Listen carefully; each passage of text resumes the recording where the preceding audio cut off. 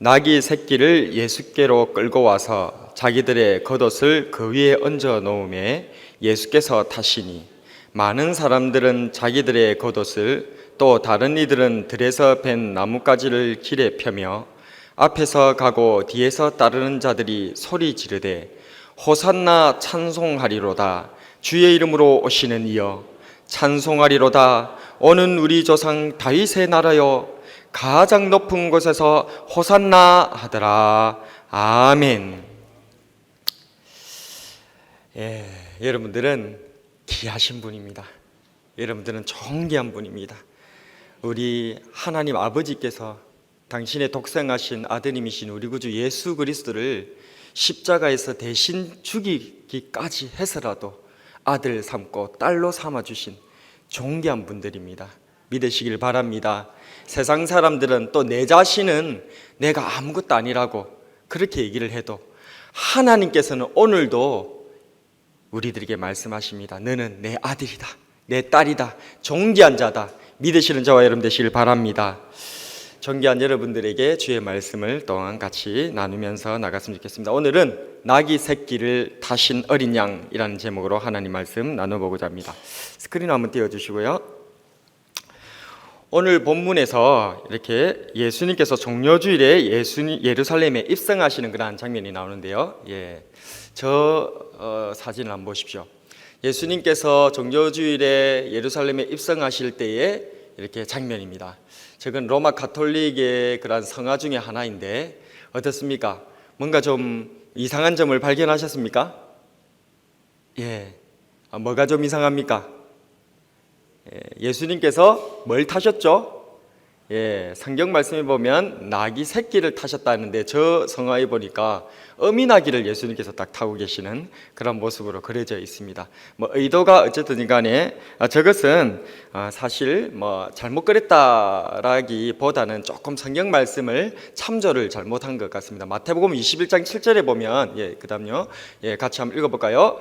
나귀와 나귀 새끼를 끌고 와서 자기들의 겉옷을 그 위에 얹음에 예수께서 그 위에 타시니라고 기록되어 있습니다. 그러니까 그 마태복음에 보면 예수님께서 제자들을 시켜셔가지고 데려오라고 한 것이 어미 나귀와 또 나귀 새끼를 데리고 오라고 했고, 또 실제로 타실 때도 나귀와 나귀 새끼를 끌고 와서 자기들의 겉옷을 그 위에 얹음에 예수께서 그 위에 타시니 할 때 이 그라고 하는 이것이 우리나라 말로는 그냥 그지만은 원어로 보면 아우톤이라고 하는 그런 단어를 쓰고 있는데 그것이 복수입니다. 복수. 그러니까 그것들입니다. 그것들. 그러니까 이 그것들이 뭘 의미하느냐?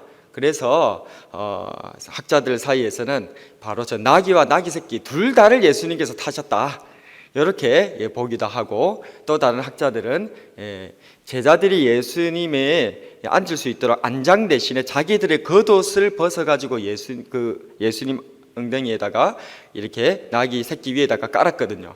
그래서 그 예수님의 제자들이 벗어서 놓았던 그 겉옷들, 그것을 그 위다 이렇게 봅니다.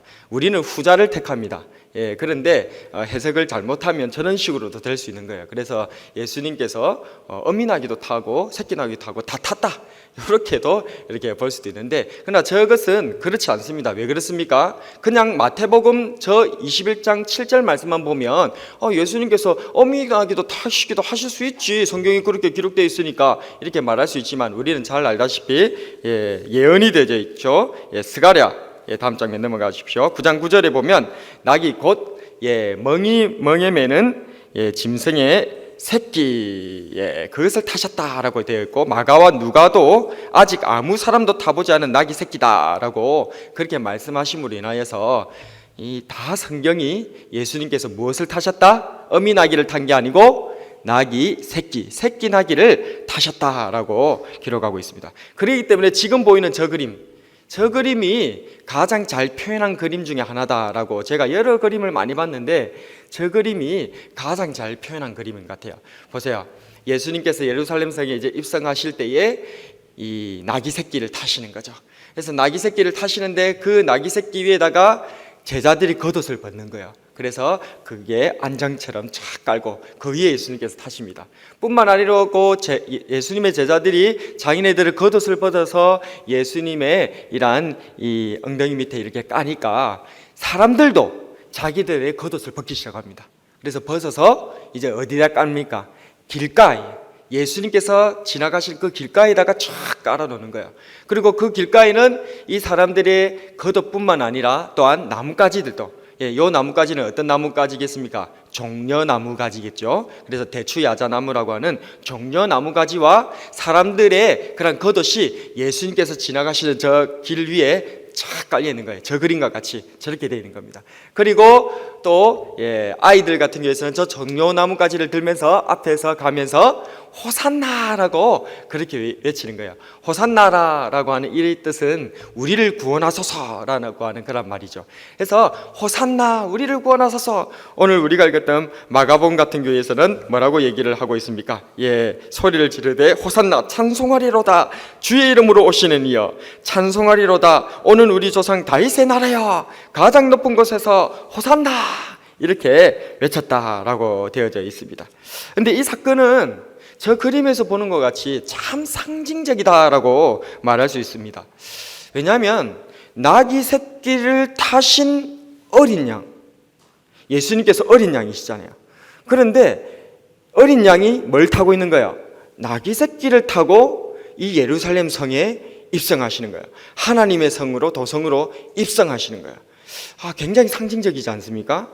그래서 저는 오늘 이 상징적인 이 모습, 바로 예수님께서, 어린 양이신 예수님께서 나귀 새끼를 타고 예루살렘 성에 입성하시는 이 장면의 상징성을 좀 더 깊게 있게 한번 살펴보면서 같이 한번 은혜를 나눴으면 좋겠다 싶습니다. 자, 나귀 새끼를 타신 예수님은 어떤 상징을 띠고 있습니까? 첫 번째로 한번 따라하겠습니다. 나와 예수님과의 관계를 보여주고 있습니다. 나귀 새끼를 타신 예수님, 이 모습이 우리들에게 주는 상징은 바로 나와 예수님과의 관계, 나와 예수님이 어떠한 그러한 모습으로, 삶으로 살아가게 될 것인가 하는 것에 대한 상징적인 그러한 모습을 담고 있다는 것입니다. 저는 지금 계속해서 마가복음의 시리즈 설교를 쭉 이어가고 있는데요. 요 앞에 설교의 새벽기도 때 한번 하긴 했는데, 그때에 어떤 말씀을 전해줬냐면, 넘겨주세요. 주가 쓰시겠다라고 이제 유월절이 되기 전에 예수님께서 예루살렘 성에 입성하시기 전에 제자들을 2명을 보내는 거죠. 그러면서 길가에 이 나귀 새끼가 메어져 있을 텐데 그것을 풀어가지고 와라고 시키는 거죠. 그러면 사람들이 이거 왜 풀어갑니까? 라고 물어보면 주가 쓰시겠다 라고 얘기를 하면 그냥 줄 것이다 라고 얘기를 했죠. 제자들이 그대로 순종해서 갔더니 거기에 길가에 실제로 아무도 타보지 않은 나귀 새끼가 메어져 있었고 그것을 풀어서 가지고 가려고 하니까 사람들이 얘기합니다. 왜 그러냐? 이걸 왜 도둑질 하려고 하려냐? 이런 식으로 따지니까 그때 제자들이 얘기합니다. 뭐라고요? 주가 쓰시겠다 라고 대답을 하죠. 그러니까 그것을 풀어가지고 이렇게 그냥 갖고 가도록 그냥 허락해 버리는 것입니다. 이것이 참으로 신기한 장면인데요. 물론 이 부분이 그 주인이 자기 나귀 새끼를 사람들이 그냥 끌고 가는데, 한마디로 내가 나귀 새끼의 주인이라고 한다면 내 재산을 허락도 없이 그냥 확 끌고 간단 말이죠. 그러면 그걸 누가 가만히 있겠냐 그 말입니다. 오늘날로 얘기할 것 같으면 내 자동차가 있는데 내 자동차를 그냥 내 허락도 없이 어떤 사람이 그냥 키 꽂아갖고 시동 걸어서 타고 가버리려고 하는 거예요. 그러면 가만히 있을 사람 없지 않습니까? 왜 이런 짓을 하느냐라고 물어보니까 그 사람들이 뭐라고 얘기한 겁니까? 주가 쓰시겠다라고 얘기를 한 겁니다. 그러니까 이상하게도 이 주인은 그걸 납득하고 그냥 가져가라고 허락했다는 겁니다. 굉장히 이상한 장면이죠. 물론 이렇게 생각해 볼 수 있겠습니다. 예수님의 초자연적인 그런 역사로 그 전날 밤 꿈에 이 주인에게 예수님께서 딱 나타나셔가지고 내가 이것을 쓰게 될 것이니까 사람들이 가지고 오게 되면 그냥 풀어서 주어라, 이렇게 하나님의 천사가 꿈에 나타나가지고 그 주인에게 말씀하실 수도 있고, 성경에는 나와 있지는 않지만 또 아니면 이 주인이 예수님에 대한 소문을 그전부터 많이 들어가지고 마음에 예수님께서 우리의 구세주다, 마치 바디메오와 같이 그런 다윗의 자손이다 이렇게 믿고 있었기 때문에 주가 쓰시겠다 이렇게 하니까 그 얘기를 듣고 순순히 내어줬다 뭐 이렇게도 생각할 수 있을 것 같습니다. 그런데 저는 그런 것과 달리 이렇게 생각해 보았습니다. 바로 왜 그랬을까? 그것은 바로 다음 장면 넘겨주세요. 이 나귀 새끼가 나귀의 첫 새끼였지 않았을까 그런 생각을 해봅니다. 우리가 읽었던 같이 한번 읽어보겠습니다. 출애굽기 13장 13절을 한번 같이 한번 읽어보겠습니다. 출애굽기 13장 13절입니다. 읽습니다. 시작.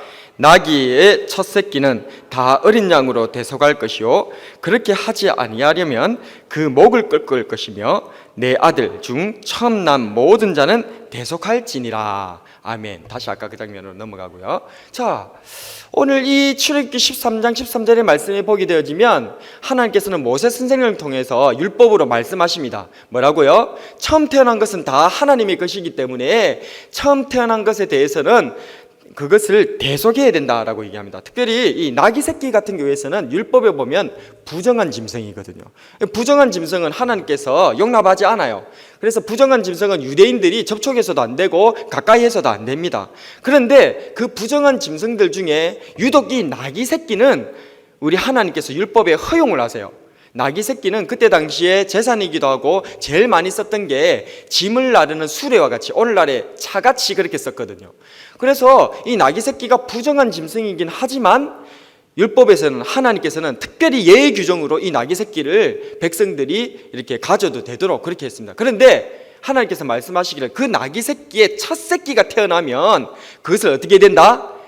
어린 양으로 대속을 해야 된다라고 명령을 하신 것입니다. 그러니까 그 나귀 새끼를 계속해서 키워가지고 자기가 집에서 재산으로 또 아니면 집에서 쓰는 그런 짐수레용으로 그렇게 계속 쓰고 싶으면 그 나귀 새끼를 대신해서 뭘 바쳐야 된다? 어린 양을 대신 바쳐야 된다라고 얘기를 한 것이죠. 그런데 오늘 이 성경 말씀을 보게 되어지면 누가복음에도 이렇게 보게 되어지고 그러면 이 나귀 새끼가 한 번도 누구도 타보지 않은 어린 나귀 새끼다라고 그렇게 표현하고 있습니다. 그러니까 이게 태어난 지가 얼마 됐다 안 됐다? 태어난 지가 얼마 안 된 거야. 그만큼 이제 작은 거야. 그러다 보니까 이 나귀 새끼가 하나님 앞에 대속을 해야 되는데 이 나귀 새끼를 계속해서 살려두려면 자기 재산으로 놔두려면 뭘로 대속해야 됩니까? 어린 양으로 대속해야 되는데 아마도 이 주인은 미처 이 나귀 새끼를 대신해서 어린 양으로 대속하지 못했던 것 같아요. 그러니까 갑자기 어떤 사람들이 지금 자기 나귀 새끼를 막 풀어서 갖고 가려고 하는 거야. 자기 나귀 새끼를 풀어서 갖고 가려고 하니까 물어보는 겁니다. 왜 나귀 새끼를 갖고 가려고 하느냐 물어보니까 그 사람들이 뭐라고 얘기하는 겁니까? 주가 쓰시겠다 이렇게 얘기하는 거야. 그러니까 이 주인은 합리적으로 어떻게 생각하겠습니까? 여기서 말하는 주가 바로 그 나귀 새끼를 대속해서 어린 양으로 줘야 되는데 그걸 제사장에게 안 줬으니까 제사장이 지금 세금 긋듯이 이렇게 지금 이 나귀를 징수하려고 보냈나 보구나 그렇게 생각을 하지 않았겠습니까? 그래서 이 주인은 지금 이 나귀 새끼를 풀어가는 그 사람들을 뭐라고 생각한 겁니까? 제사장의 하속인가 보다 그렇게 생각해서 주가 쓰시겠다 하니까 그냥 거저 죽은 것이 아닐까 그렇게 합리적으로 추론이 가능하다는 거예요. 그래서 이 나귀 새끼 같은 경우에 지금 순순히 주인이 주게 된 것이 나귀의 첫 새끼였고 미처 아직까지 어린 양으로 대속하지 않은 채로 있었던 그 나귀 새끼라고 보게 된다면 그렇다면 이 상징하는 바가 훨씬 더 큰 상징이 뚜렷한 상징의 그림이 우리들에게 나타난다는 것입니다. 무엇입니까? 예수님께서는 아직 어린 양으로 대속하지 못했던 이 나귀 새끼를 어린 양이신 예수님께서 타고 계신 거예요. 왜 타고 계신 겁니까? 이 나귀 새끼를 위해서 죽으시려고. 이 나귀 새끼는 지금 어린 양이 자기를 태운 이분이 바로 자기를 대속해서 죽어줄 진정한 하나님의 유월절 어린 양을 지금 태우고 있었던 거예요. 굉장히 상징적이지 않습니까? 이것은 굳이 나귀 새끼의 얘기만 그렇게 되겠습니까? 아닙니다. 이것은 바로 그때 당시에 제자들도 똑같은 모습입니다. 다시 돌아와서 나귀 새끼 같은 경우에서는 자기가 어린 양 예수님을 자기가 등에 태우고 있었던 것이고 제자들 같은 경우에서는 자기네들의 겉옷을 그 예수님의 밑에 깔음으로 인해서 자기네들이 예수님을 이렇게 태우고 있는 것으로, 또 사람들도 또 어떻게 합니까? 자기네들의 그릇을 예수님께서 걸어가시는 그 길 위에다가 펴놓음으로 인해서 자기 자신이 그 위에 엎드려진 것과 같은, 그래서 예수님을 태우고 있는 그런 모습으로 지금 표현되고 있는 거예요. 그러니까 지금 이 나귀 새끼를 타신 예수님의 이 모습은 단지 나귀 새끼만을 위한 어린 양으로서 지금 예루살렘 성을 입성하시는 모습이 아니고, 제자들과 그곳에 있었던 모든 사람들의 죄를 대속하기 위한 어린 양으로서, 유월절 어린 양으로서 지금 그 위에 타고 입성하시는 거예요. 왜 타고 입성하시는 겁니까? 왕으로서 영광을 받으려고 입성하시는 것이 아니고, 예수님은 대속물이 되어져서 죽으시려고 그 희생될 그들을 위에 타고 지금 가고 계시는 거예요. 그것은 바로 오늘날 우리들의 모습과 같습니다. 저와 여러분들은 어떻습니까? 예수님께서는 일찍이 누가복음 9장 23절 말씀에서 우리들에게 이렇게 얘기했습니다. 아무든지 나를 따라오거든 자기를 부인하고 날마다 제 십자가를 지고 나를 좇을 것이니라 라고 말씀하셨어요. 이 말이 무슨 말입니까? 예수님을 따라가고 예수님을 믿고 가는 이 길이 십자가를 지고 가는 길이라는 거예요. 십자가의 길이란 것이 무엇입니까? 예수님을 믿기 때문에 당하는 고초, 고난, 환난, 예수님 때문에, 이 믿음 생활 때문에 당하는 그런 여러 가지 불이익들, 그것이 바로 이 십자가를 지고 가는 사람 아니겠습니까? 이 나귀 새끼가 예수님을 등에 이렇게 짊어지고 그렇게 가는 것, 제자들과 사람들이 자기네들의 그릇을 예수님의 발 앞에 깔아서 그 위에 예수님을 태우고 그렇게 가는 이런 모습이 마치 십자가를 지고 가는 신앙생활을 하는 믿음의 사람들, 제자들의 그런 모습들, 오늘날의 저와 여러분들의 신앙의 모습들이 바로 상징적으로 그려져 있다는 거예요. 그럼에도 불구하고 우리는 어떻게 생각합니까? 이 십자가를 지고 가는 것이 때로는 너무 어렵고 힘들고 너무나 짐처럼 느껴지기도 한다는 것입니다. 그럴 때 이 그림을 떠올리십시오. 바로 내가 짊어지고 있는 이 십자가는, 이 예수님은 내 인생의 짐이 아니고, 내가 이 예수님의 십자가 때문에 불이익을 당하고 있는 것이 아니라 도리어 예수님께서 나를 위해서 죽어주시려고 내 위에 지금 앉아 계시다는 이 사실, 이것을 우리가 기억할 때에 우린 도리어 이 십자가의 길을 걸어가면서도 노래하듯이 춤추듯이 걸어갈 수 있게 될 줄로 믿습니다. 이것이 첫 번째 나귀 새끼를 타신 예수님의 상징입니다. 두 번째, 나귀 새끼를 타신 예수님은 어떤 상징을 띠고 있습니까? 따라하겠습니다. 나의 욕망을 위한 희생 제물로 만들면 안 됩니다.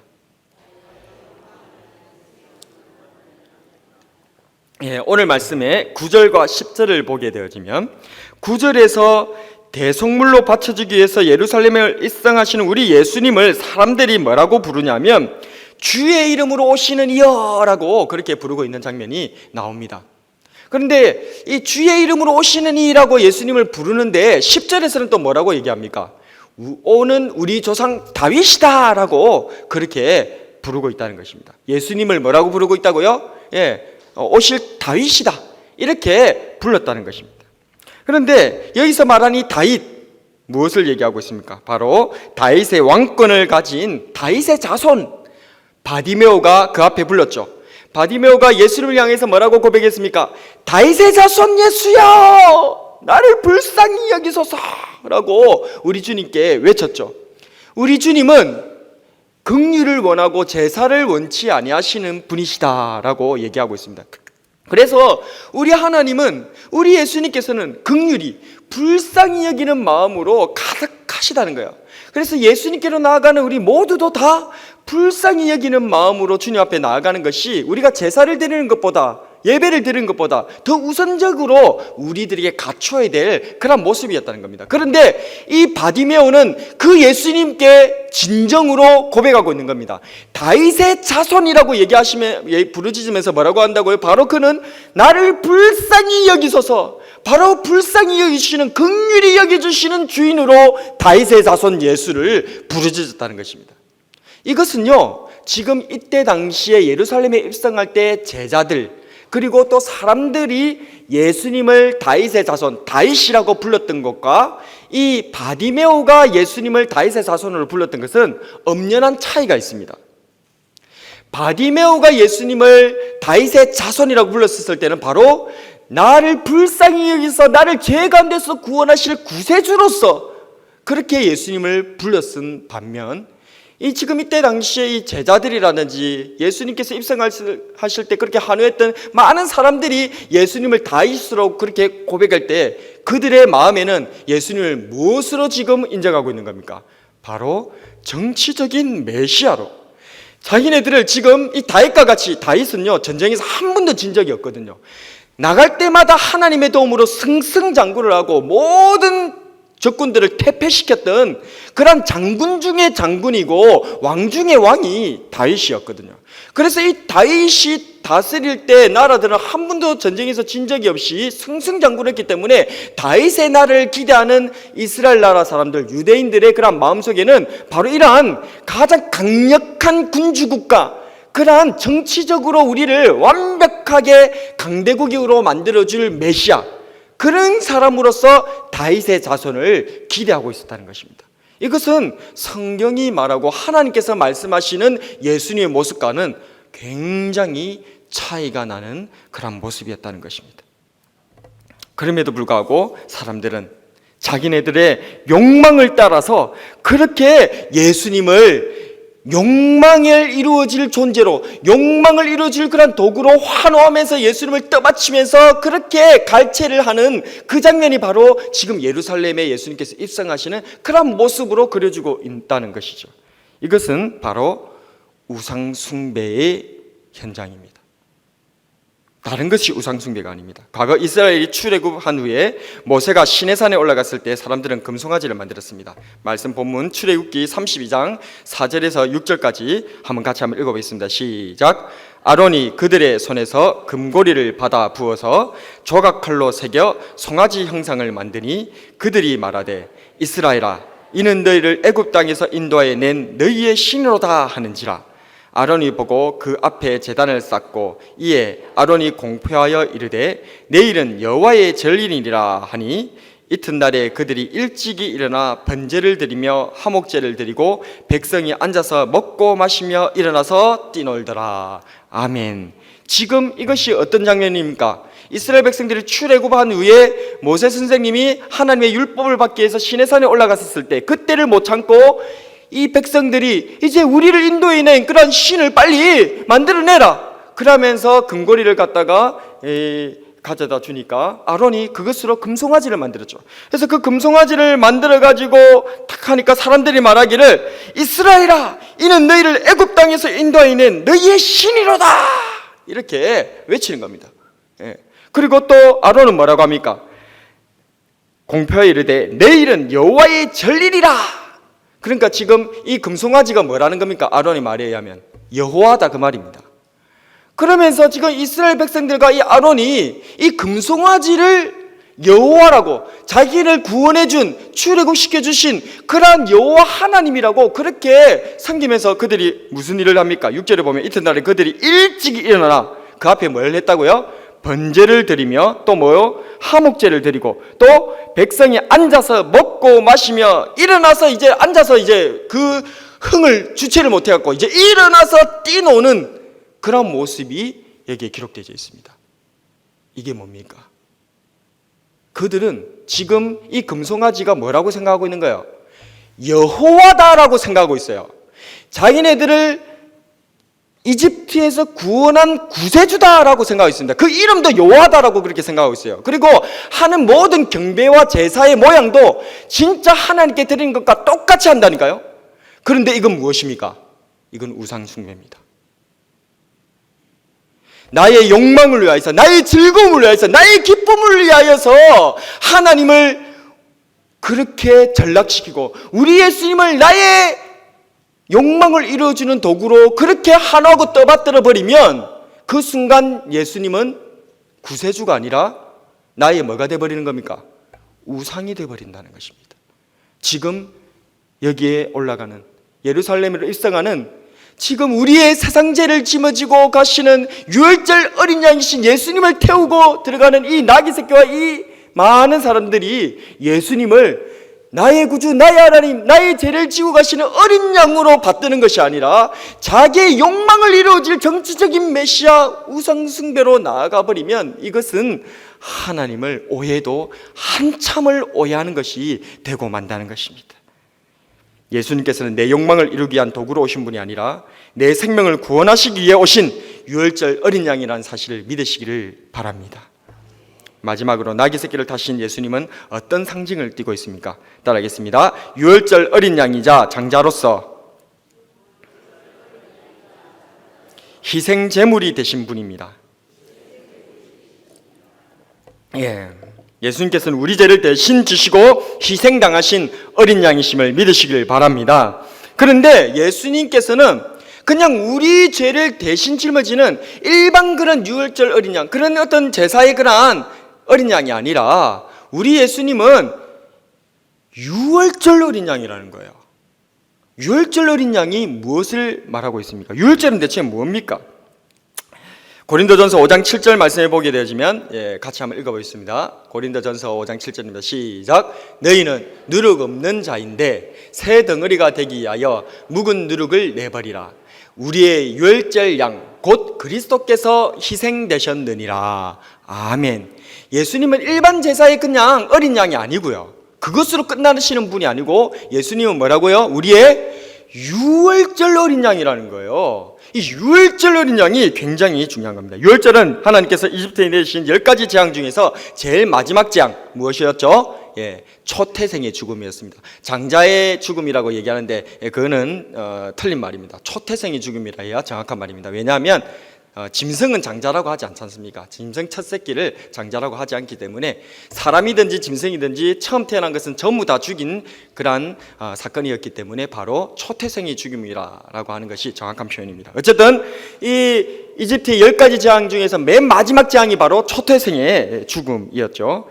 근데 하나님께서 이집트 왕 파로에게 내 백성을 내어놓으라 그렇게 수차례 말씀했지만은 이 이집트 왕 파라오는 재앙이 임하니까 그때서야 아이고 예 알겠습니다 내어놓겠습니다 해놓고는 또다시 재앙을 걷어버리면 아이고 또 언제 그랬나는 듯이 말을 갖다가 밥 먹듯이 그렇게 바꿔버리는 그런 모습으로 계속해서 일관하고 자기가 이 이집트의 주권자고 저 이스라엘 백성의 주권자도 내다 그것을 끝까지 놓지 아니하고 자기 권리를 놓지 아니하고 하나님 앞에 끝까지 맞서며 대항했던 그런 모습으로 일관하게 됩니다. 그러자 하나님께서는 바로 10번째 바로 이 재앙, 초태생의 죽음의 재앙을 이집트에 내리셨죠.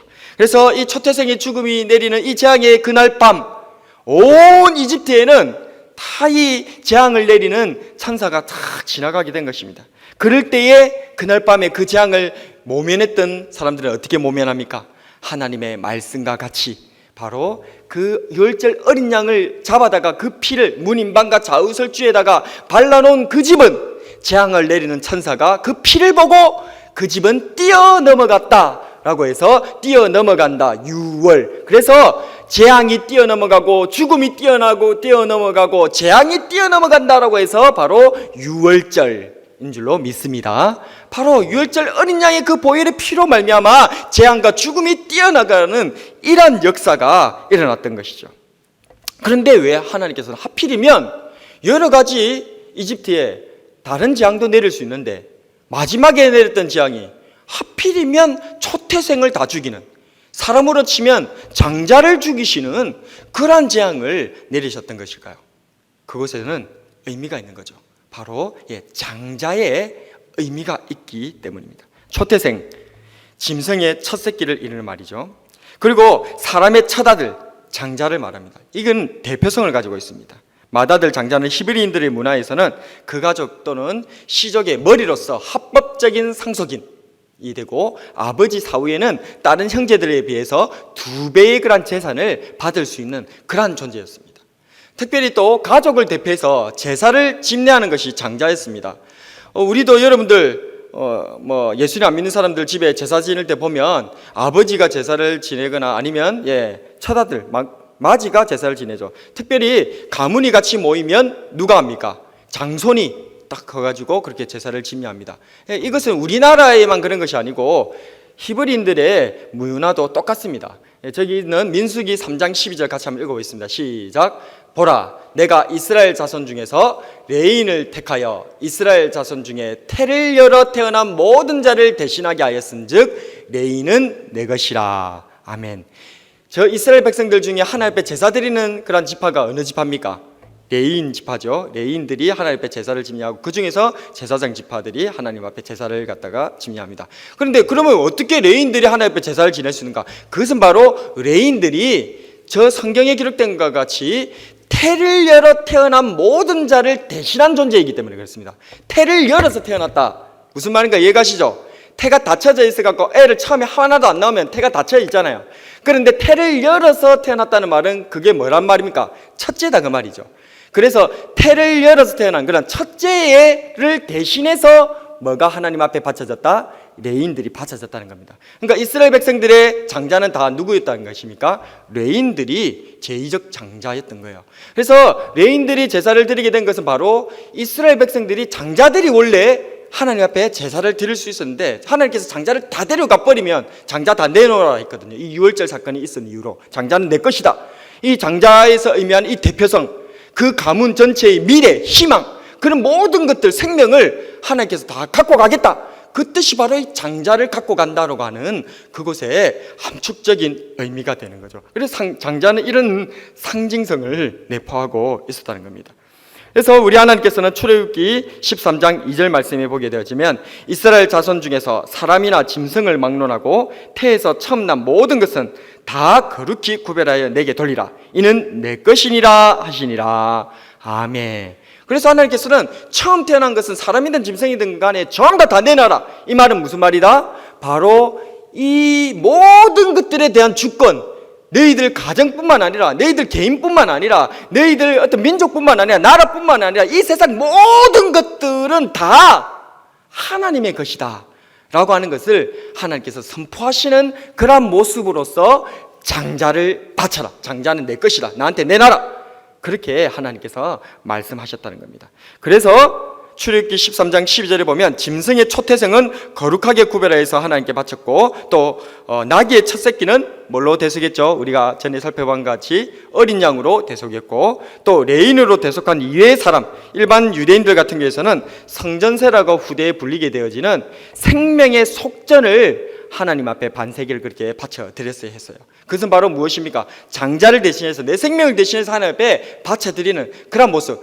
나의 모든 것이, 내 가정의 모든 것이, 우리의 민족과 나라와 우리 인생의 모든 것의 주인이 하나님의 것입니다 라고 하는 그런 고백으로 하나님 앞에 이것을 바쳐 드리도록 하나님께서 말씀하셨던 것입니다. 그래서 히브리서 2장 11절 말씀에 보게 되어지면 우리 예수님이 어떤 분인가 같이 한번 히브리서 2장 11절 말씀을 읽어보겠습니다. 시작. 거룩하게 하시는 이와 거룩하게 함을 입은 자들이 다 한 근원에서 난지라. 그러므로 형제라 부르시기를 부끄러워하지 아니하시고. 아멘. 예수님께서 우리의 형제가 되어주셨다는 것입니다. 우리 형제 중에서도 또 어떤 분이 되신 겁니까? 그 뒤에 이어서 로마서 8장 29절 같이 또 읽어보겠습니다. 시작. 하나님이 미리 아신 자들을 또한 그 아들의 형상을 본받게 하기 위하여 미리 정하셨으니 이는 그로 많은 형제 중에서 맏아들이 되게 하려 하심이니라. 아멘.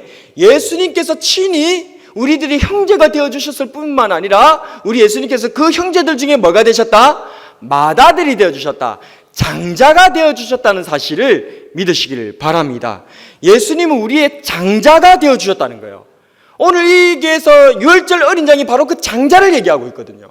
그 유월절 어린 양이 그 집을 대신해서 피 흘려 죽음으로 말미암아 그 집에 있는 사람들이 다 살아났던 것처럼 유월절 어린 양의 피가 빨려졌던 모든 민족과 모든 사람들과 모든 가정들은 다 유월절 어린 양의 대속으로 인하여서 살아나게 되는 줄로 믿으시기를 바랍니다. 그래서 유월절 어린 양 예수님이 의미하는 바는 바로 우리의 예수님이 뭐다?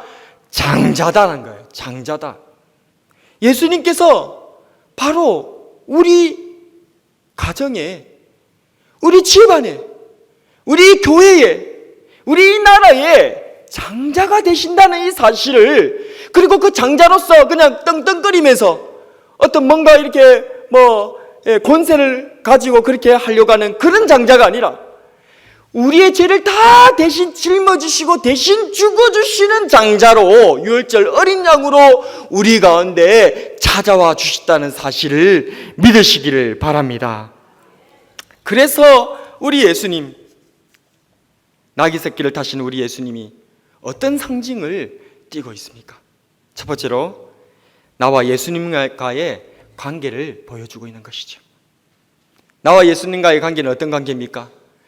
나는 내가 죽어야 되는데 나귀 새끼같이 부정한 것이 바로 난데, 그런데 나를 대신해서 대신 죽어주시는 유월절 어린 양이 바로 예수님이시다. 나는 그 예수님을 섬기며 예수님을 등에 짊어지고 이 십자가의 길을 노래하듯이 춤추듯이 갈 수 있는 사람, 그게 바로 예수님과 나와의 관계다. 아멘. 또 두 번째로 나귀 새끼를 타신 예수님은 어떤 상징을 띠고 있습니까? 예수님을 나의 욕망의 제물로, 나의 욕망을 이루기 위한 도구로 그렇게 사용해서는 안 된다는 것을 이 사건을 통해서 보여주고 있다는 것입니다. 이때 당시 이 많은 사람들이 예수님을 자기의 욕망을 이룰 정치적인 메시아로 예수님을 떠받치면서 환호하고 그렇게 했었을 때에 예수님께서는 그것이 아니라 도리어 나를 위해서, 이 민족을 위해서, 모든 사람들을 위하여서 대신 죽어주시기 위하여서 유월절 어린 양으로 오시는데도 불구하고 그것을 생각하지 못하고 그렇게 예수님을 욕망의 도구로 그렇게 생각하니까, 그걸 안 이뤄주니까 예수님께서 바로 돌변해서 예수님을 십자가에 못 박아 죽여버리는 그런 모습으로 나타나더라는 것입니다. 저와 여러분들도 예수님을 나의 욕망을 이룰 도구 그렇게 생각하고 모셔버리면 내 뜻을 예수님께서 안 이뤄주시고 내 기도 예수님께서 안 이뤄주시면 언제든지 예수님을 십자가에서 못 박아 죽여버리는 그러한 섬뜩한 죄악의 짓을 저지를 수밖에 없는 존재로 전락할 수도 있다는 것입니다. 우상숭배가 될 수 있다는 것입니다. 마지막으로 나귀 새끼를 타신 예수님은 어떤 상징을 띠고 있습니까? 유월절 어린 양이자 장자로서 희생 제물이 되신 그 예수님을 정말 기리면서 모시면서 감사하면서 그렇게 살아갈 수 있다는 그 모습을 우리들에게 가르치고 있다는 것입니다. 여러분들에게 질문을 드리고 싶습니다. 하나님께서는 하나님의 장자이신 예수님을 나와 우리 가정을 위해서 주셨는데 나는 무엇을 드리고 있는가? 한번 생각해 보십시오. 그리고 또 두 번째는 나는 예수님을 진정으로 내 인생에, 내 가정에 장자로서, 구세주로서 예수님을 받들고 있는가? 자기 자신의 모습을 한번 점검해 보십시오. 이 예루살렘에 입성하시는 나귀 새끼를 타신 어린 양의 이 모습이 우리들에게 우상 숭배의 모습으로 전락되지 않고 진정한 나를 구원하시는 유월절 어린 양이시며 장자로서 나에게 오신 그 예수님을 떠받치며 섬기면서 그렇게 감사하면서 살아갈 수 있는 그런 모습으로 살아가는 저와 여러분 되시기를 바랍니다. 마지막으로 이 그림을 보면서 말씀을 마치고자 합니다. 여러분 어떻습니까? 제가 많이 검색을 해보다가 저 그림을 하나 찾아내었습니다. 유월절 예수님께서 예루살렘 성에 그렇게 입성하시는 그때 나귀 새끼를 타고 입성하시는 예수님의 그런 모습이 우리가 많이 봤던 성화들 가운데서는 다 어떻습니까? 예수님의 정면이 그려져 있습니까? 뒷면이 그려져 있습니까? 예수님의 정면이 그려져 있죠. 그래서 예수님의 얼굴 표정도 드러나고 사람들이 막 환호하고 그런 장면들이 다 표현되어 있습니다. 그런데 저 사진, 저 그림에는 예수님의 뒷면이 그려져 있습니다. 예수님의 얼굴 표정이 나타나고 있지 않아요. 과연 저때 당시에 예수님께서 유월절 어린 양으로서 장자로서 희생제물이 되기 위해서 자신을 자기가 살리고 싶은 나귀 새끼같이 부정한 이 죄인들을 타시면서 그리고 죽으시려고 그렇게 입성하시는 저 예수님께서 사람들이 저렇게 환호하고 호산나 외치는 그런 모습을 봤었을 때에 예수님 과연 어떤 표정을 짓고 계셨을까?